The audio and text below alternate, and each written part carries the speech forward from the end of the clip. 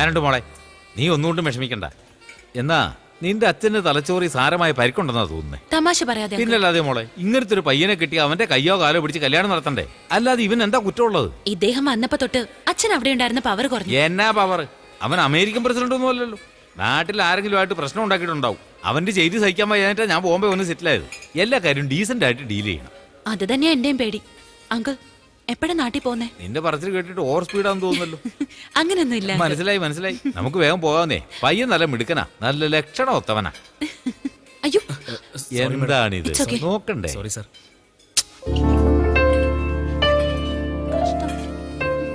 അറിയാതെ പറ്റിപ്പോയതാ. ഇങ്ങ് തരൂ മാഡം, ഞാൻ തുളച്ചു തരാം. ജന, നമ്മുടെ ജന. ഏയ് ദീപക്, ഇങ്ങ് വന്നേ. ഇത് നോക്ക്, നമ്മുടെ ജന. പ്രകാശ് നോക്ക്, നമ്മുടെ ജനയാണ് ഇത്. കാലമല്ലേ, എവിടെ ആയിരിക്കും? ഇത് നോക്കടാ. അല്ല മോളെ, ബോംബെ വരുന്നവരെ നീ മാത്രമേ ജനാന്ന് പറഞ്ഞു കേട്ടിട്ടുള്ളൂ. ഫോട്ടോ കാണുന്നവരെല്ലാം ജനാന്ന് പറയുന്നല്ലോ. അവൻ ഇതിനു മുമ്പ് വല്ല ഹിന്ദി പടത്തിലും നായകനായി അഭിനയിച്ചായിരുന്നു. ചുമ്മാതിരിക്കാം അങ്കിൾ.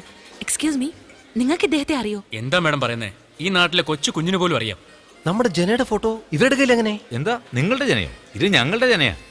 നിങ്ങൾ പറയുന്ന ആളൊക്കെ ശരിയായിരിക്കും, പേരും കറക്റ്റ് ആയിരിക്കും. എന്നാൽ ഇവൻ ഇതുവരെ ബോംബെയിലോട്ട് വന്നിട്ടേ ഇല്ല. ഇവൻ കോട്ടയത്തിനടുത്തുള്ള കാട്ടിലെ പീടിക എന്ന് പറഞ്ഞ ഗ്രാമത്തിലുള്ളവനാ. What's happening?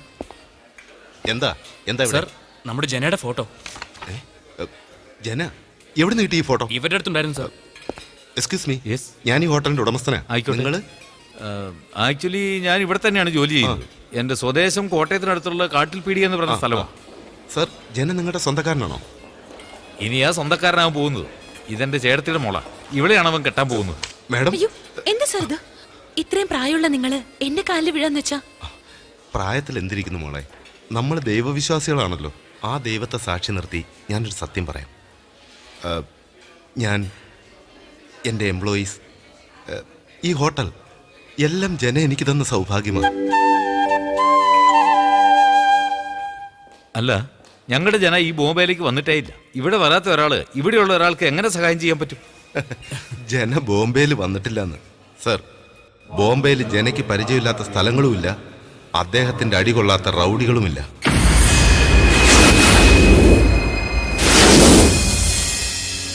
ജന എന്ന് പറയുന്നത് വെറുമൊരു പേരല്ല.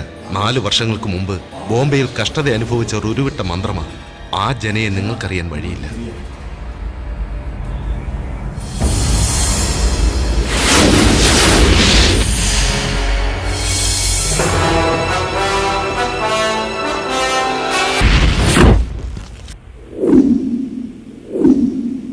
എന്താ ഷോക്കായോ? ഓഹോ, നിങ്ങളുടെ വീട്ടിലേക്ക് മരുമകനായി വരാൻ പോകുന്നത് ഗുണ്ടാ നേതാവാണെന്ന് കരുതിയാണോ? ദേഷ്യമുള്ള മനസ്സിലെ സ്നേഹം ഉണ്ടാവൂ. ഇദ്ദേഹത്തിന് ഗുണം മാത്രമല്ല, നന്മ, സ്നേഹം, ബഹുമാനം ഇതെല്ലാം ഒത്തുചേർന്ന ഒരു നല്ല മനുഷ്യനാ ജന. ഇവിടെ ജന ചെയ്ത നല്ല കാര്യങ്ങളെപ്പറ്റി പറയാൻ തുടങ്ങിയാൽ ഒരുപാടുണ്ട്.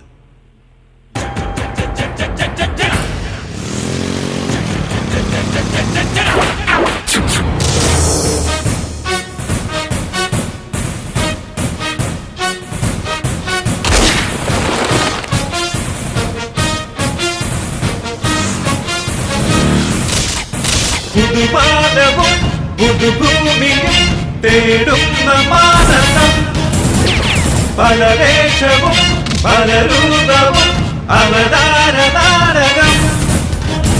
അഴതീരുമോ തിരിമായുമോ പുതുമാറുമോ?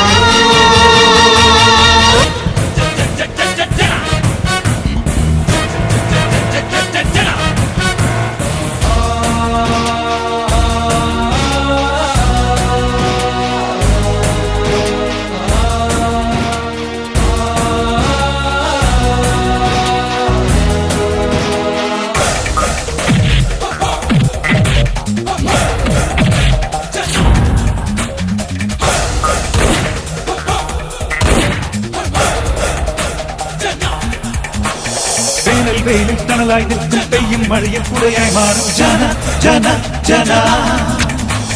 പകയുടെ തീയിൽ എരിയുമ്പോഴും പകലും രാവും കാണും കണ്ണുകൾ ജന ജന ജന. ഒരു നിഴലാ കൂടെ നടപ്പവൻ കൈവിരലാ അധർമ്മം അടിപ്പവൻ ഉലകിതിനെ തേടി ജയിപ്പവൻ അവനിവനോ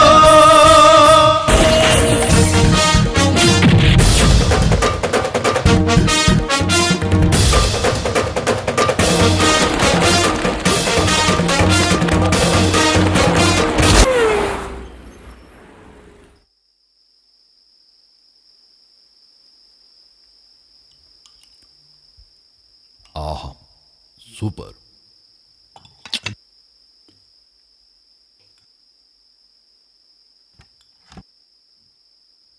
ആഹാ ദേവകി, നീയാണോ ഉണ്ടാക്കി? എന്താ? ഞാൻ വിശ്വസിക്കില്ല. നിങ്ങൾക്ക് രുചി മാത്രമേ അറിയൂ. ഡേറ്റ് നാളും ഒന്നും ഓർമ്മയുണ്ടാവില്ല. ജന എല്ലാ കാര്യങ്ങളും നോക്കുന്നോണ്ട് എന്റെ പണി കുറഞ്ഞു. തരാടാ. ഞാനെന്താ ഓർക്കാതിരുന്നത്? മറന്നോ? കഴിഞ്ഞ മാസം 20-ാം തീയതി എന്റെ ബർത്ത്ഡേ അല്ലായിരുന്നോ? ഒന്ന് വിഷെങ്കിലും ചെയ്തോ നിങ്ങള്? ഞാനൊന്ന് പറഞ്ഞോട്ടെ. നിങ്ങൾ രാവിലെ കോട്ടും എടുത്ത് കോടതിയിലേക്ക് പോയി. ഇവനാണെങ്കിൽ നേരം വെളുക്കുന്നതിന് മുമ്പ് സ്റ്റേഷനിലേക്കും പോയി.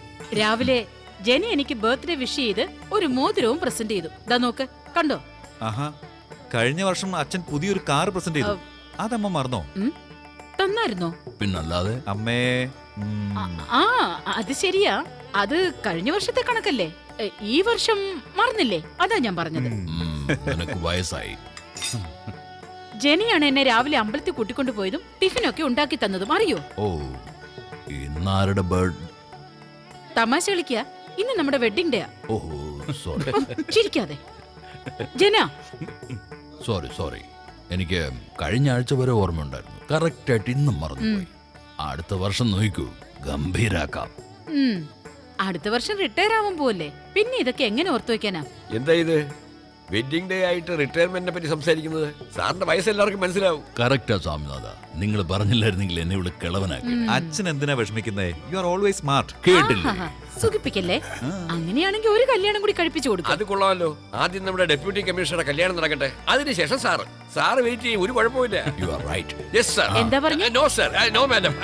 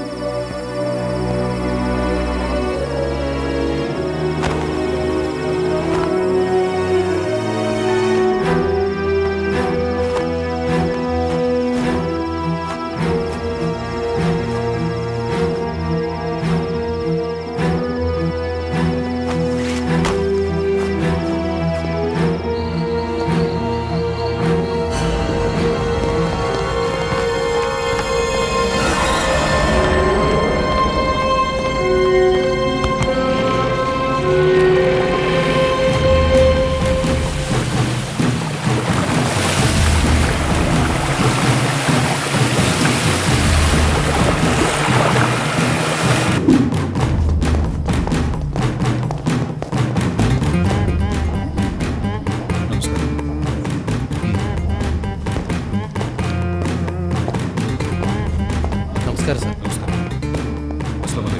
അലേക്ക് സാർ.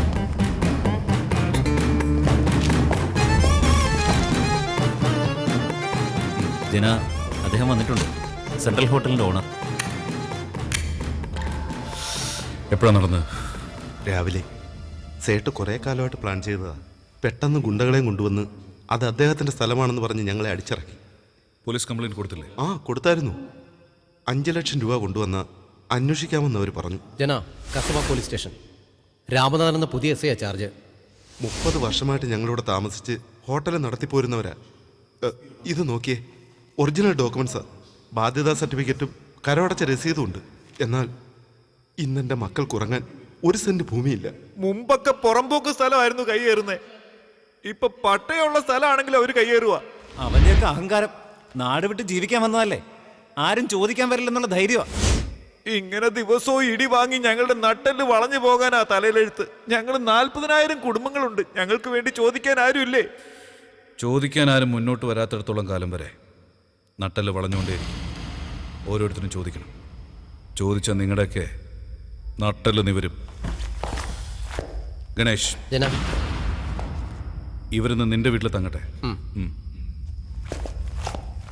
ജന പറഞ്ഞത് കേട്ടില്ലേ? ഇനി ഒന്നും കൊണ്ടും വിഷമിക്കണ്ട. നാളെ മുതൽ ഇത് നിങ്ങളുടെ ഹോട്ടലാ. വാ പോവാം.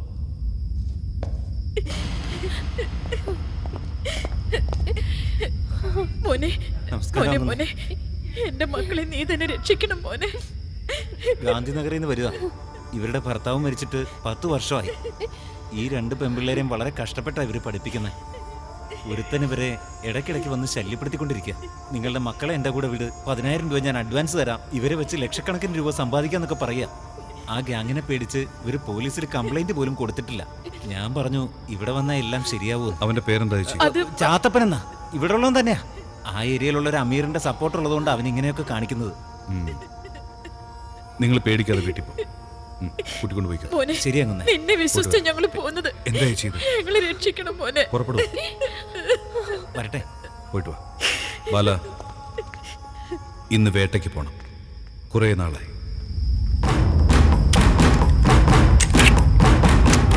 വേഗം വണ്ടി എടുക്കും.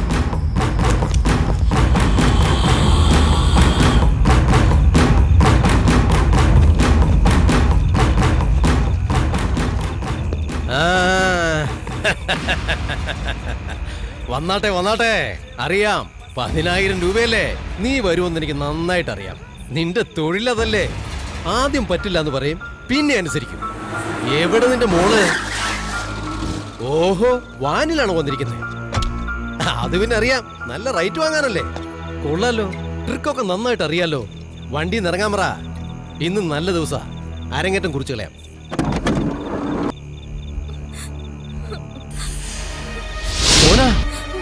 മോളെ ഞെട്ടിയ ഈ ഫീൽഡിൽ പുതുതായിട്ട് 2 പേര് വന്നിട്ടുണ്ട്. സന്തോഷമായിട്ട് എൻജോയ് തുടിക്കുന്നുണ്ടോ? ഈ കെട്ടെടുത്ത് നെഞ്ചത്ത് വെച്ച് പോലുണ്ടോ? സ്വന്തം ഭാര്യയും സ്വന്തം മോളെന്ന് പറഞ്ഞപ്പോ താങ്ങാൻ പറ്റുന്നില്ല അല്ലേ? ഇപ്പൊ മനസ്സിലാക്കിയോ? മറ്റുള്ളവർക്ക് അങ്ങനെ തന്നെയാണ്. എന്നെ വിട്ടേക്ക്, ഞാനൊന്നും ചെയ്യില്ല.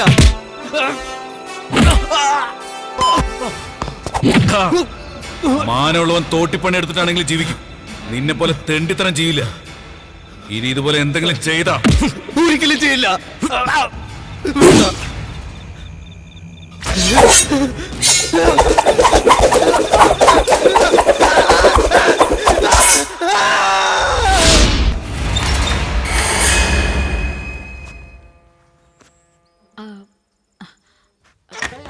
എന്താ ജന, നീ രാവിലെ തന്നെ എണീറ്റത്?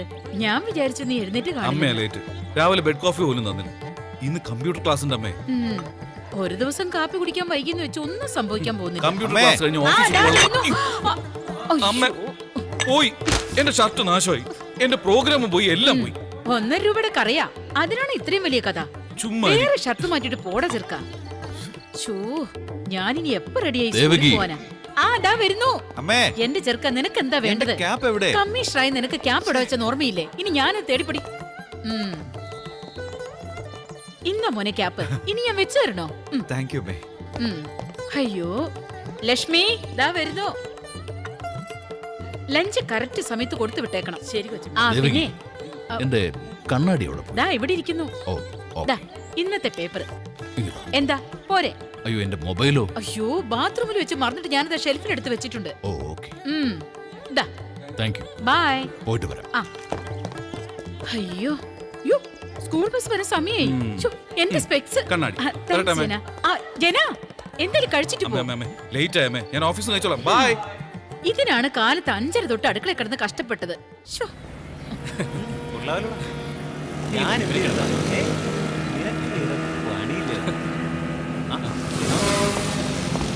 ആ ജന, കസ്റ്റംസിൽ നിന്ന് ഭുവനേശ്വരം വന്നായിരുന്നു. നിന്നെ കാണണമെന്ന് പറഞ്ഞു. കണ്ടു. എല്ലാം റെഡിയാ ജന. 6 മണിയാകുമ്പോഴേക്കും സലി ബോട്ടുമായിട്ട് വരും. ഇനി സമയമുണ്ട്, കൃത്യമായിട്ട് എത്താം നമുക്ക്. കസ്റ്റംസ് ബോട്ട് വന്ന ഭുവനേശ്വറിന്റെ പേര് പറഞ്ഞു. ഓക്കെ. ആ സെൻട്രൽ ഹോട്ടലിന്റെ ഉടമസ്ഥൻ ഇത്തിരി നേരത്തെ തന്നെ ഫോണിൽ വിളിച്ചിരുന്നു. എന്തോ ഒരു പ്രധാനപ്പെട്ട കാര്യമുണ്ട്. നമ്മള് സേട്ട് വന്നു, വീട്ടിലുണ്ട്. അതല്ലേ?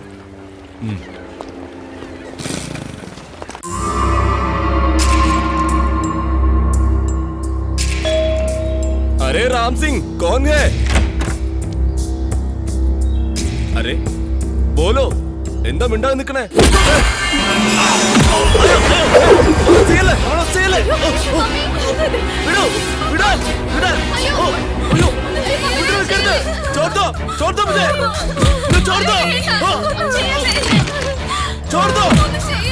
നിങ്ങൾ എന്താണ് ചെയ്യുന്നത്?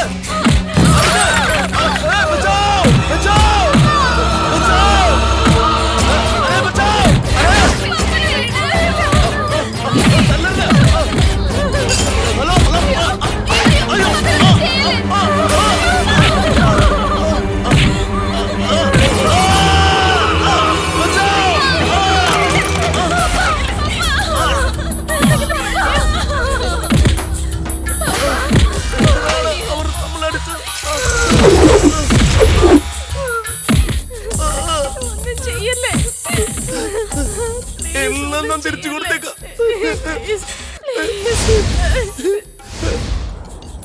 പേടിയുണ്ടോ? ഒരു തീപ്പൊരിയിലെല്ലാം അവസാനിക്കും. കുടുംബം നാട് റോഡിലെത്തും. നിങ്ങളുടെ ഭർത്താവ് മറ്റൊരാളോട് ചെയ്തതാ ഞാനും ചെയ്തത്. ഒരു കുടുംബം ഇന്ന് നാട് റോഡിൽ ഇറങ്ങി നിൽക്കുക. എത്ര വേദന ഉണ്ടാവും.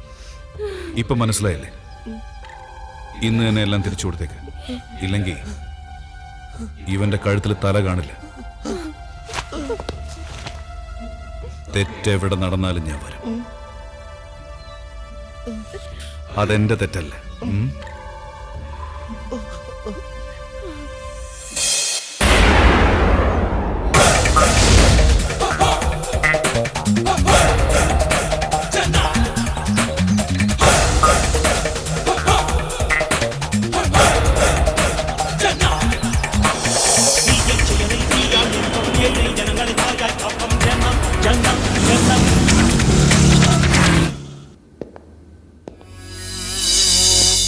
Thank you.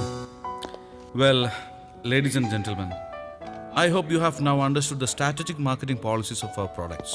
We will be exporting these products to our foreign buyers under their brand name using our infrastructure. And in the meantime, we will also be marketing these products in our country under our brand name, which is Triple I. I promise you all, the growth is unlimited and so is the profit. Well done, Jana. Great. Neat project. ഇത് നല്ല profit കിട്ടാൻ സാധ്യതയുള്ളതാ. Thank you മോനെ, രക്ഷപ്പെട്ടു. നിന്റെ അച്ഛനോട് സംസാരിക്കാൻ പോവാ. നിങ്ങളുടെ മകൻ നഷ്ടത്തിലായ കമ്പനിയെ ലാഭത്തിലെത്തിച്ചു എന്ന്. ഈ മാസം തന്നെ പുതിയ ബ്രാഞ്ച് ആരംഭിക്കാം ലണ്ടനിൽ. നീയാണ് അതിന്റെ GM. ഈ ആഴ്ച തന്നെ പുറപ്പെടണം. എന്തിനാ സാർ ഓടിച്ചു വിടുന്നത്? ഇവിടെ തന്നെ നിന്നോളാം. ഇഷ്ടമല്ലേ? ഓക്കെ ഓക്കെ, നിന്റെ ഇഷ്ടം. നിനക്ക് എപ്പോ വേണമെങ്കിലും ചാർജ് എടുക്കാം. We are waiting. Thank you sir. എങ്ങോട്ട് പോകാനാ പറയുന്നത്? ലണ്ടൻ ഇവിടുത്തെ പോലാണോ? ഇവിടെ എന്താ ഉള്ളത്? പിടിച്ചുപറി, കൈക്കൂലി, കറപ്ഷൻ, റൗഡിസം. ഇവിടെ എന്താ ഇല്ലാത്തത്? മാറണമല്ല, അതിനാ.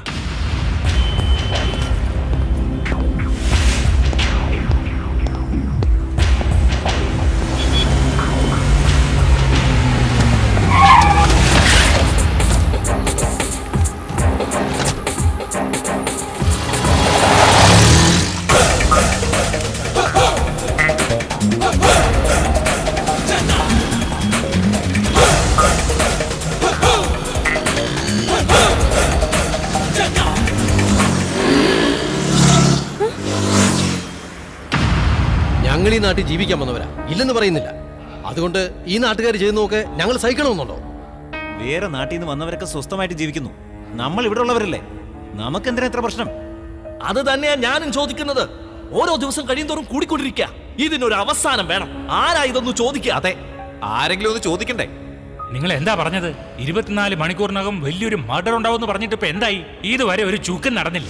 അന്ന് നിങ്ങൾ പറഞ്ഞതുകൊണ്ടാ എല്ലാ ആൾക്കാരെയും പറഞ്ഞു വിട്ടിട്ട് നമ്മളുടെ ആൾക്കാരെ വെച്ച് ജോലി ചെയ്തത്. ഇപ്പൊ ഞാൻ എന്താ ചെയ്യണ്ടേ? നമ്മളോടൊപ്പം ഒരുമിച്ച് ജോലി ചെയ്ത 8 പേരൊന്നും ജീവനോടെ ഇല്ല, കൊന്നു കളഞ്ഞില്ലേ?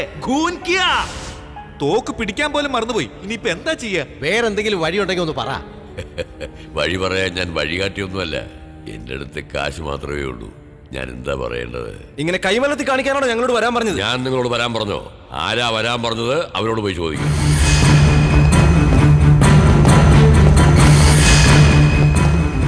നോക്കൂ, ദേ കണ്ടോ, ജന വന്നു. ദാ ജന വന്നല്ലോ.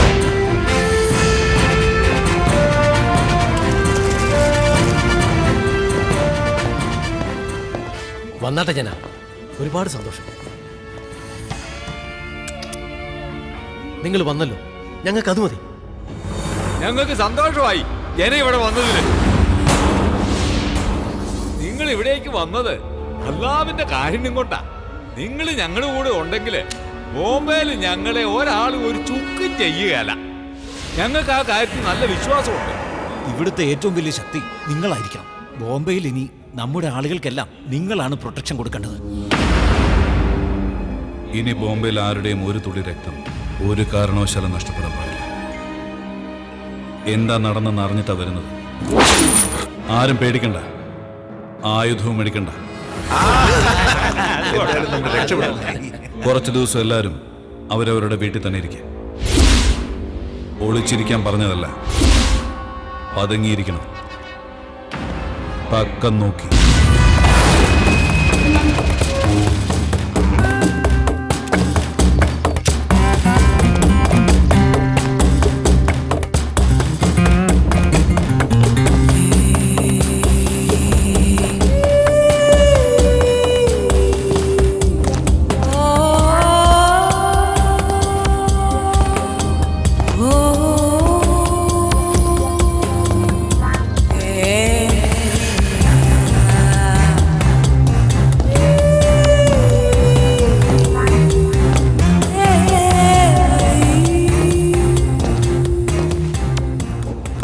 ഇവനാ ഞാൻ പറഞ്ഞ ആള്.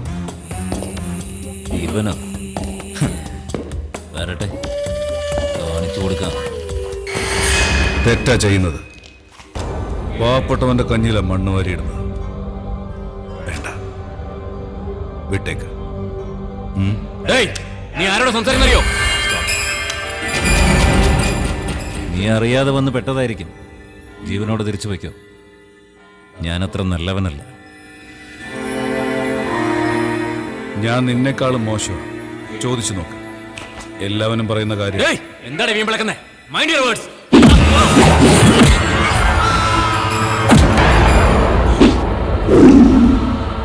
പറ, എന്താ ചെയ്യാൻ പോകുന്നത്? സംസാരിച്ച് തീർക്കണോ, ഇല്ലെങ്കിൽ ഒരു കൈ നോക്കണോ? നോക്കിക്കളയാം. നോക്കാനതിന് ജീവനോടെ ഇരുന്നിട്ട് വേണ്ടേ?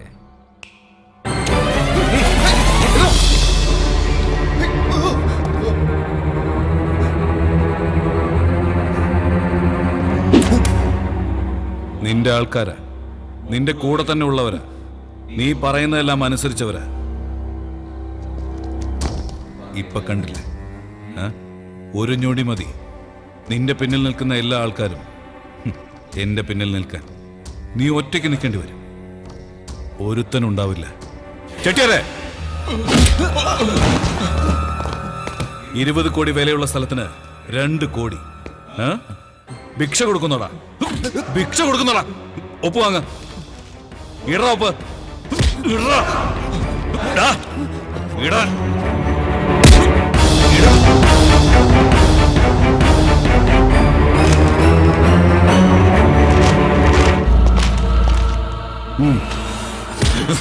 ഇനി എന്തെങ്കിലും കാണിച്ച ഞാൻ ഇതുപോലെ അല്ല പെരുമാറാ.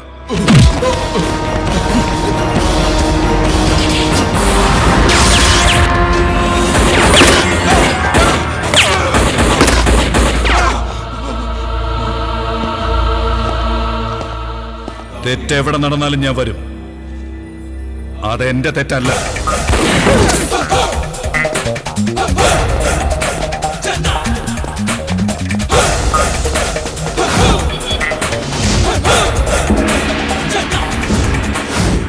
അദ്ദേഹം ഹാർട്ട് പേഷ്യന്റ് ആയിരുന്നു. അറ്റാക്കാ ഉണ്ടായത്. നമ്മൾ അടിച്ചിട്ടാ ചത്തുപോയതെന്ന് പത്രത്തിൽ വാർത്തയും വന്നു. അതുകൊണ്ട് ബോഡി ഏറ്റെടുക്കാതെ ജനങ്ങൾ പ്രശ്നം ഉണ്ടായിക്കൊണ്ടിരിക്കുകയാണ്. ഒരു 10 മിനിറ്റ് കൊണ്ട് റെഡിയായി വരാം. എന്താടാ ജന, വീട്ടിൽ തന്നെ ഉണ്ടോ? നിന്നെ കാണാറേ ഇല്ല. സിൻസിയറായിട്ട് ജോലി ചെയ്തോണ്ടിരിക്കുകയല്ലേ. ഇതൊക്കെ നീ നമ്മുടെ അച്ഛൻ്റെ അടുത്ത് മാത്രം പറഞ്ഞാൽ മതി. അദ്ദേഹം വിശ്വസിക്കാൻ പോകുന്നില്ല. എന്താ അമ്മേ, ടിഫിൻ എടുക്കമ്മേ. അമ്മേ, എന്താടാ? വിശക്കുന്നമ്മേ. ദാ കൊണ്ടുവരുന്നു. എന്താ ഇത്ര ലേറ്റ്? വന്നടാ മോനെ. കാലത്ത് 5:30 ഞാൻ അടുക്കളയിൽ കയറിയതാ. ഇതുവരെ ജോലിക്കാരി വന്നിട്ടില്ല. ഒന്ന് അഡ്ജസ്റ്റ് ചെയ്യടാ മോനെ. ആ വന്നോ? വാ വാ വാ. 2 ദിവസമായിട്ട് നീ എവിടെ പോയതാ? കണ്ടില്ലല്ലോ. എന്റെ മോന് തീരെ സുഖമില്ല കൊച്ചമ്മേ. ആശുപത്രിയിലാക്കിയിരിക്കുക. എന്തു പറ്റി? കോളേജിൽ പോയപ്പോ 4 പിള്ളേര് ചേർന്ന് അവനെ അടിച്ച് അവശനാക്കി. ഷഡ് ഇട്ടോണ്ട് ഓടാൻ പറഞ്ഞു അവന്മാര്. ഇവൻ പറ്റില്ല എന്ന് പറഞ്ഞു. അതിനവര് 4 പേരും കൂടെ ചേർന്ന് അവനെ അടിച്ചൊരു പരുവത്തിലാക്കി. എന്റെ കുഞ്ഞിന്റെ ശരീരം മുഴുവൻ മുറിവ. അയ്യോ, കരയാതെ. ഏത് ഹോസ്പിറ്റലാ ഉള്ളത്? ഗവൺമെന്റ് ആശുപത്രിയിലാക്കിയിരിക്കുക. ഇനി അവൻ ഒരിക്കലും കോളേജിലേക്ക് പോവില്ല എന്ന് എന്നോട് പറഞ്ഞത്. എന്തൊരു അന്യായം ഇത്! പോലീസ് കംപ്ലൈന്റ് ചെയ്ത് ഇവന്മാരെയൊക്കെ പിടിച്ച് അകത്തിടണം. വെറുതെ വിടരുത്. അത് പറ്റില്ലല്ലോ. എല്ലാം പണക്കാരുടെ മക്കളാ. എനിക്ക് കാശുണ്ടോ കേസ് നടത്താൻ? ദൈവത്തിനോട് മാത്രമല്ലേ പറയാൻ കഴിയും. അല്ലാതെ വേറെ വഴിയൊന്നുമില്ല കൊച്ചമ്മേ. അമ്മേ ആ ഒരു ദോശ കൊടുത്താ അമ്മേ, വേഗം. ദാ ഇപ്പം തരാടാ. ജോലിയുണ്ട്.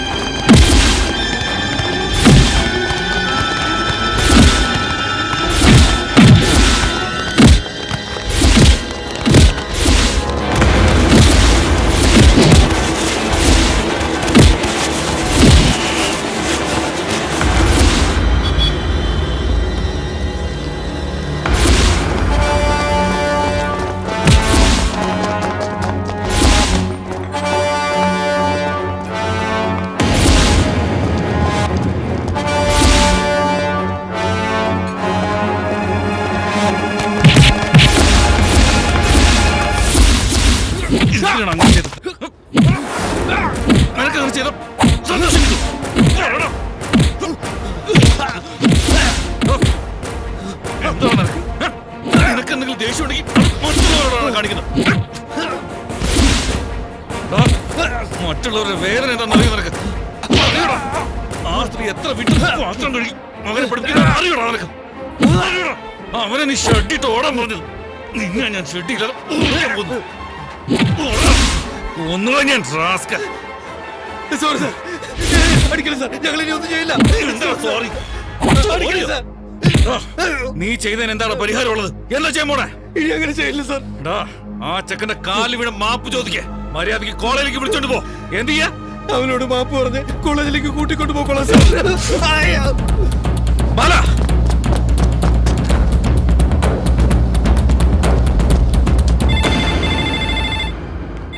എന്താ ഇന്ന് ഭയങ്കര സന്തോഷത്തിലാണല്ലോ. അമ്പലത്തിൽ പോയോ? എന്റെ മോൻ ഹലോ. കോളേജിൽ പോവാൻ തുടങ്ങി. ആ പറ. പിള്ളേര് വന്ന് മാപ്പ് പറഞ്ഞ് അവനെ നാളെ മീറ്റിംഗ്. കോളേജിലേക്ക് കൂട്ടിക്കൊണ്ടുപോയി. അല്ല, അത്ഭുതമാണല്ലോ. അത്ഭുതം തന്നെയാ. എന്റെ കരച്ചില് ദൈവത്തിന്റെ കാതിൽ വീണു. ആ പിള്ളേർക്ക് നല്ല ബുദ്ധി തോന്നിച്ച് ഞങ്ങളെ തേടി വന്നു. എന്തൊക്കെയായാലും ശരി, ആരായാലും അവർക്ക് പുണ്യം കിട്ടും. അതുകൊണ്ടാ കൊച്ചമ്മേ അമ്പലത്തിൽ പോയി 101 രൂപ കാണിക്കയിടാന്ന് വിചാരിച്ചു. ഇത് പറഞ്ഞിട്ട് പോവാൻ വേണ്ടിയാ ഞാൻ വന്നത്.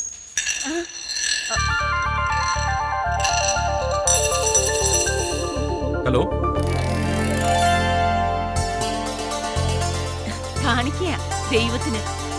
ഓക്കെ, നാളെ സംസാരിക്കാം.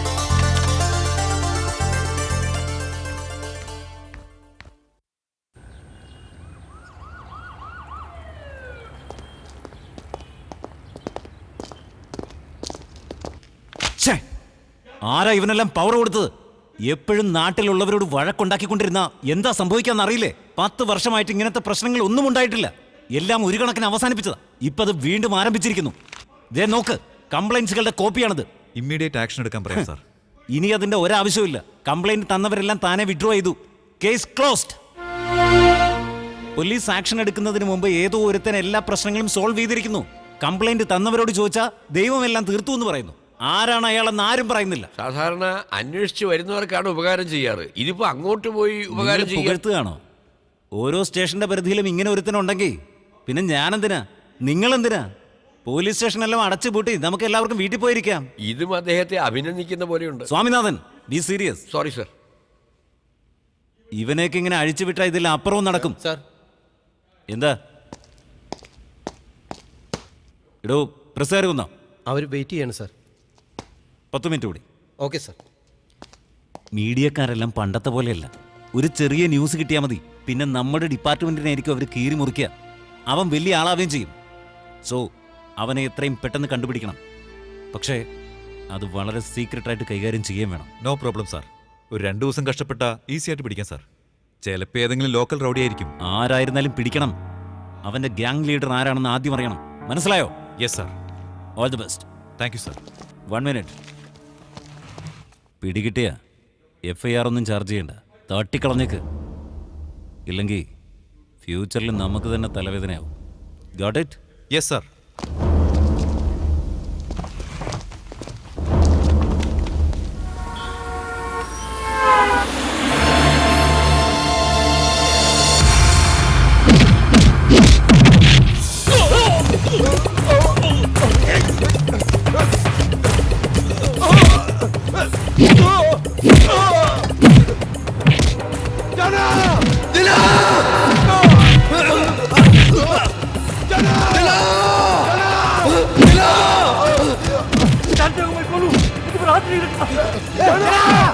എടാ ജന, നിന്നെ ആരും വിളിക്കുന്ന പോലെ എനിക്ക് തോന്നുന്നു. എടാ, നിന്നെ തന്നെയാ വിളിക്കുന്നത്. അതെന്നെയല്ല, വേറെ ആര്? അമ്മേ, അമ്മ പോയി വണ്ടിയിൽ ഞാൻ പോയി പേ ചെയ്തിട്ട് വരാം.